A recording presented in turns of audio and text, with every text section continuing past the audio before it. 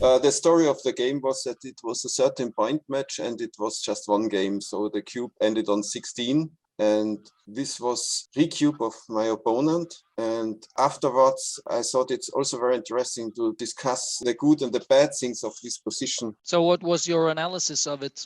I was fast having the feeling that I have a good position and I can take it because he has already these 3 checkers on the 2-point and he is front loaded on the 5-point. I have a secure entry and I have still a lot of game in the outfield. But on the other hand, I discussed it afterwards. I thought, well, if he hits me in the outfield, he's so much faster in the race, yeah, and that it was not so clear anymore for me like during the game. But I guess given the strength of your offense and your 3 builders, Black always has to move the backmost guy, more or less. So I guess that is like a hidden disadvantage for him. I mean, it is easy to see that he has some shots, but he is actually quite restricted in what he can do with the next roll because he cannot stay there. I mean, I know you are a very strong player, Bernard, so I know that you already know this, but for some players, it can be wise to think about that when someone has a shot, it is very easy to get into a negative thought pattern and think about how bad it is when they hit.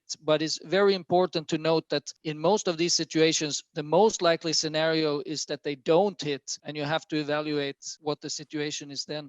I mean, here, obviously, he can roll 2-1, 1-1, 2-2, for example. Okay, 2-2 makes a point, but still. And then you're very happy having taken this cube. It was very borderline cube in fact, yeah. But it seems like a good cube. For one thing, it is theoretically correct, but it's also possible that it could be passed, yeah. And then just to show you, then this happened to me, yeah, in this position. In fact, I did following thing. I have some shots, yeah. In fact, they are 6-1, 5-2, 4-3. These are 6, and then 6-5 is 8, yeah. And maybe double 6, so I have 9 market losers. And then I thought, okay, I have no cube, and misclicked on the cube because it was a nice position to see that for recube you need at least 11 market losers.